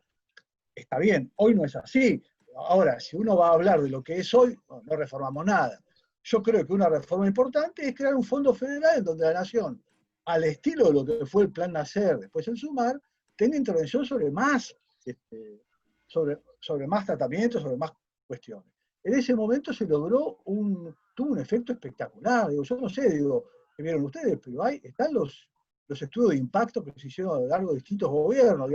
Pasaron muchos ministerios, muchos ministros, y todos los estudios de impacto fueron muy buenos en términos de lo que fue el plan Nacer y SUMAR. Yo ahí en el público vi otros muchachos que trabajaron en el plan, a lo mejor tienen más información que yo, pero yo ahí sí coincido con Jorge. Si hay un plan que yo defiendo dentro del gobierno nacional, la verdad que es el plan Nacer y SUMAR. Con muy pocos recursos tuvo un impacto muy fuerte. Fue en la salida de la crisis. Además es un buen ejemplo de que a veces las crisis dan resultados positivos. Tal vez es de los pocos casos de una crisis en Argentina que dio un resultado positivo, que fueron ese grupo de programas, el plan Nacer, Remediar, el plan federal, etc. Pero bueno, no sé, lo digo con un poco de vergüenza porque sé que en el auditorio hay gente que puede opinar mejor que yo de esto. Gracias, Oscar. Sí, sin duda coincido con la visión y Y me parece lo interesante del Plan Nacer, del nuevo programa Sumar, es una nueva lógica de pago por desempeño, ¿no? Que el sector público no lo venía implementando, y eso cambió un poco el método tan interesante que ha implementado este programa. Estaba recién junto a Clarista Servino, pero se tuvo que retirar. Ahí, Ana, comento lo que decís. Cuando empezó el Nacer, la cobertura de la vacuna antisarampionosa era en promedio del 45% y los controles de crecimiento de los niños eran muy escasos. En el primer año del Nacer, en el NOA y en NEA, los índices aumentaron el 80%. Otro tema, se marcó el dinero. Entiendo yo que... Se asignó a un uso específico, claro. Una canasta en la cual se priorizaba, ¿sí? Algunas prestaciones, había una prestación explícita de qué financiar. Gracias, Ana. A mí me pedía la palabra Sebastián Matos. Quería agregar una Sí, cosa. Mónica. El programa no solo es pago por desempeño, sino que es capitado también. Digamos, Es cierto. tiene la lógica de un seguro de algún modo. Perfecto. Gracias, Mónica. Lucas, ¿podés abrir a Sebastián Matos, por favor, que tenía ahí un comentario para hacer o una pregunta? ¿Qué tal? Buenos días a todos. No sé si me escuchan bien. Sí, te vemos raro, pero se te escucha bien. Ahí va, Sí. ahí va. Buenos días, salvo que estés en Japón. Ahí está, ahí está. Primero, buenos días a todos. Algunos conozco, otros no. Es un placer escucharlos. Tomarnos el tiempo para pensar en la salud. Quiero sumar dos cosas a Jorge. Quiero sumarle un detalle que cuando mostraste el presupuesto, algo que también compensa para mí la salud nacional con la provincial es los hospitales SAMIC, que ahora están como más tomando un volumen importante, que tenés el Garraham, tenés el Cruce, el hospital La Matanza, de René Favaloro creo que es, y se están comenzando a abrir, que es un número importante que debería contribuir aún más a la compensación de nación a la provincia. Y mi pregunta viene más que nada por la mesogestión, digamos. ¿Cómo ven ustedes? Yo estoy en un hospital SAMIC, en el Cruce, y veo que es como que todavía tenemos mucha tela por cortar en la mesogestión de cualquier programa o de cualquier política pública que se quiere implementar. Y creo que ahí marca muchísima la diferencia entre que las cosas funcionen y no funcionen, entre que las cosas sean eficientes y no sean eficientes, entre que se tomen decisiones políticamente correctas, pero en la implementación es tan poco eficiente que termina desdibujándose cualquier política pública. Creo que uno de los beneficios del Plan Nacer fue la capacitación y la mesogestión que le permite a los directores disponer de los fondos, y eso es un incentivo, creo que por lo menos a los hospitales provinciales, muy productivo, y que más allá de la política nacional, lo que es importante es la mesogestión de eso. Y como la mesogestión tiene una zanahoria interesante para los directores de hospitales, eso también marca la eficiencia y la utilización del programa. Y en muchas políticas públicas, la mesogestión, el cambio de gestión política, cambio una gestión política, vuelan la mitad de los directores y arrancan todo de vuelta a aprender cómo se hace. Porque en general es aprender cómo se hace, y en el mejor de los casos, tardamos por lo menos 6 meses para ver qué pasa. Si no pasa nada loco y nada extraño, en 6 meses por lo menos empezamos a aprender, y después nos lleva un año y medio implementar o mejorar lo que se conoce, si la línea media o la mesogestión tiene intenciones de hacerlo y está con voluntad de hacerlo, que no siempre pasa en todos los hospitales. Quería que me cuenten qué opinión tienen de la mesogestión de los hospitales y de la implementación de políticas públicas. Yo creo que la gestión de los hospitales debería avanzar en la profesionalización, en el sentido de que el director del hospital, no el médico, el director del hospital, pues el médico también, no debería ser parte de la planta del hospital. Debería ser alguien contratado externo, como es un CEO de una empresa privada, como un gerente, de forma tal de que no tenga compromisos con la gente internamente, y además tenga un contrato, una institucionalización de que su continuidad depende de su gestión. Así es en los países desarrollados. El administrador es un tipo que tiene un contrato que depende de su gestión, no del cambio de gobierno.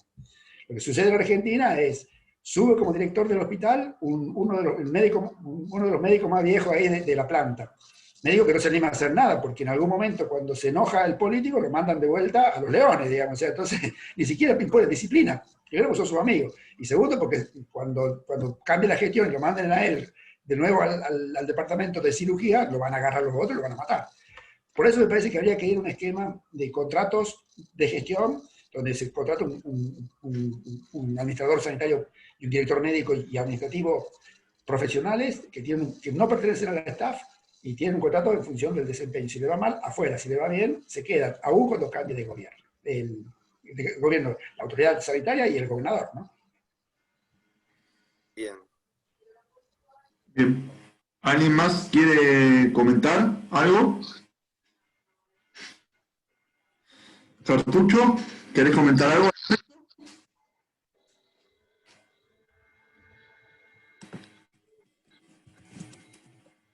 Ahí te habilitamos, Alberto, un segundo.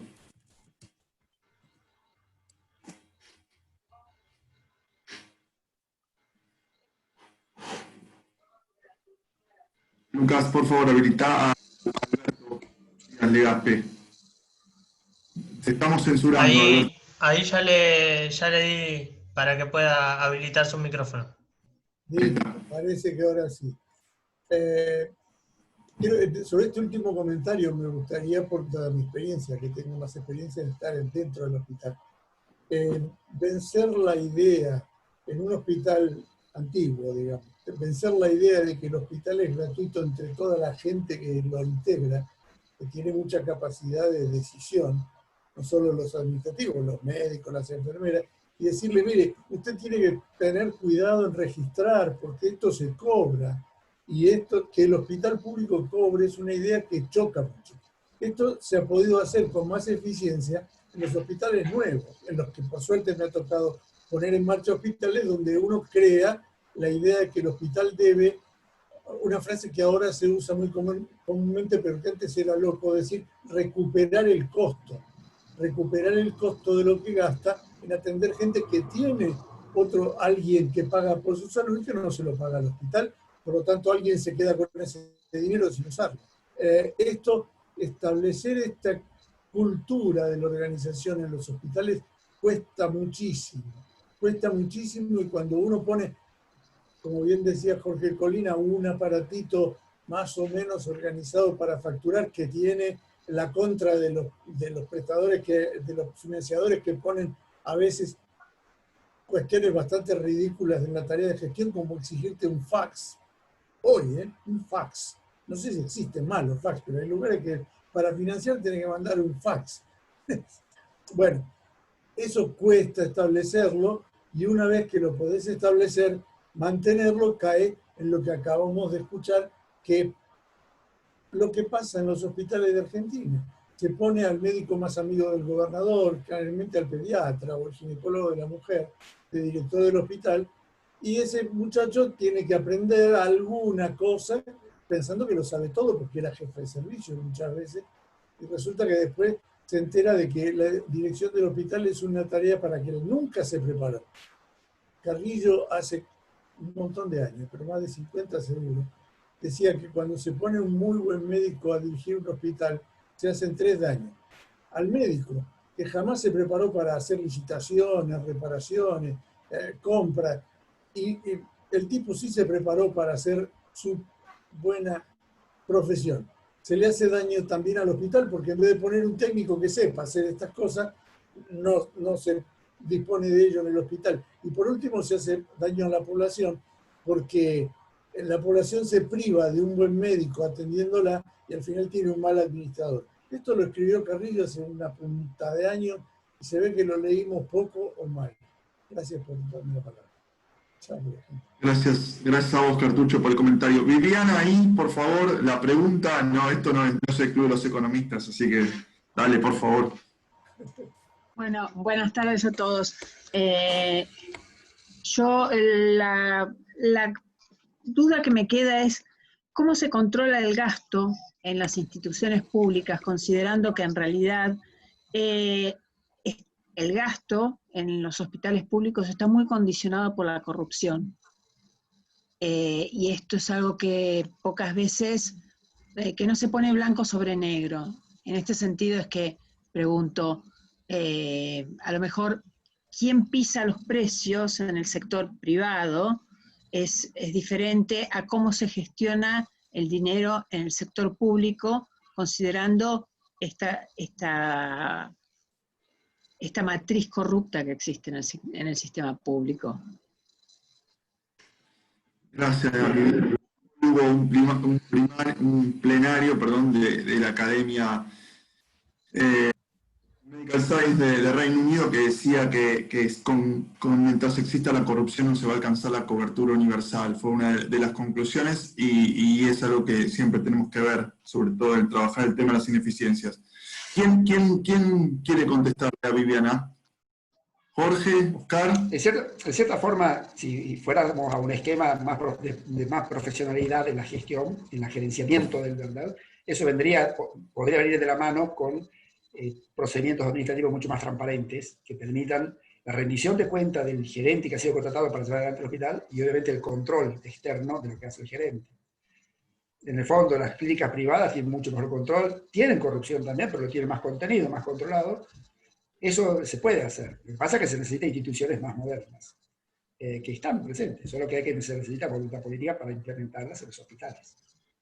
Sí, yo lo llamé ineficiencia englobando, digamos, todo esto, corrupción, ineficiencia, porque puede ser que no sea corrupción, sea más también ineficiencia o falta de interés en gestionar bien los recursos, porque esos recursos no tienen un dueño, digamos, entonces malgastarlos tampoco le genera costos a quien toma las decisiones, ¿no?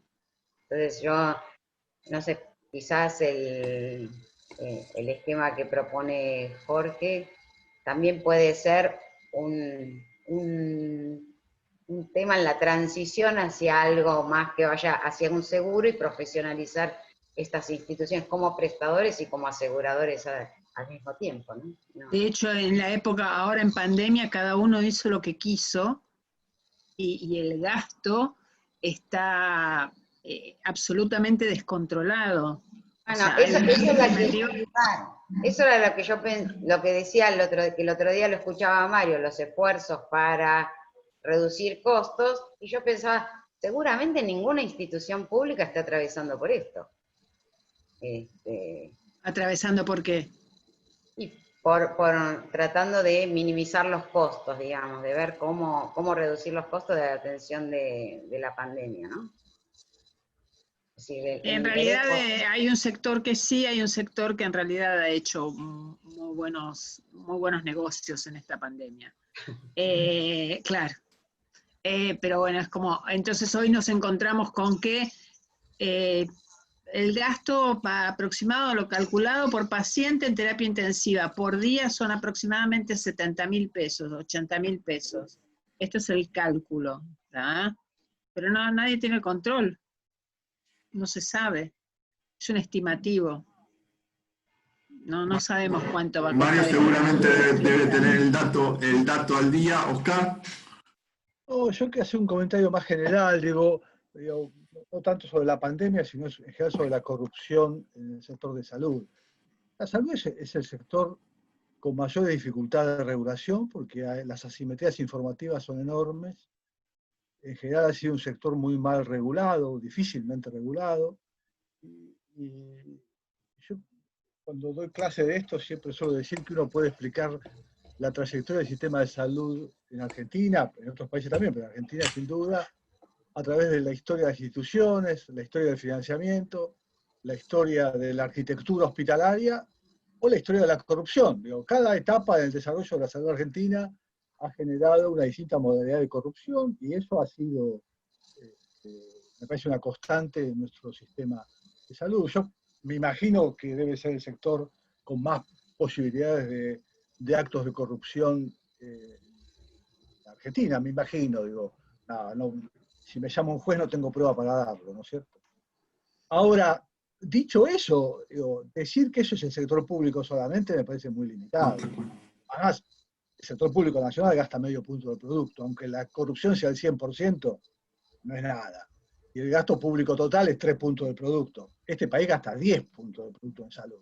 El componente de intermediación inútil y corrupción debe ser enorme, pero está en todo el sector de la salud. En todo caso, después está la corrupción en el sector público, que es más general y va por otros carriles, no sé, digo, cada sector tiene su propia cuestión. Pero me parece que la corrupción en el sector de salud en Argentina y en el mundo es un caso especial que no es solamente del sector público. Y si hablamos del sector público nacional, la verdad que no me preocuparía mucho porque el gasto nacional en salud, como dijimos todos, es prácticamente inexistente, ¿no es cierto? Gracias, Oscar. Según una publicación del Banco Interamericano de Desarrollo el año pasado, se estima la corrupción en el sector salud, no solo en el público, entre el 20 y el 40% aproximadamente. Después también les puedo compartir. Bueno, les quiero agradecer. Damos por finalizado primero a Mónica, a Jorge, a Oscar por su tiempo, a Mario, obviamente, por el espacio, la verdad. Les quería comentar que fuimos casi 70 personas y para un poco decir lo que viene, el miércoles que viene nos vamos a encontrar de vuelta, va a estar Fernando Avellaneda, el presidente de la Compra, va a estar Gabriel Leverstein, director de OSECAC, va a estar Claudio Velocopit, presidente de la UAS, y Guillermo Lorenzo, director de IADT y vicepresidente de ADECRA. Así que, por mi parte, agradecerles a todos los presentes. La verdad, gracias por la discusión y por conectarse en estos momentos donde el tiempo es tan valioso y por quitarle el tiempo a sus familias. Así que, por mí, les agradezco a todos y nos estamos viendo la semana que viene. Muchas gracias. Muchas gracias a ustedes. Gracias por la invitación. Hasta luego.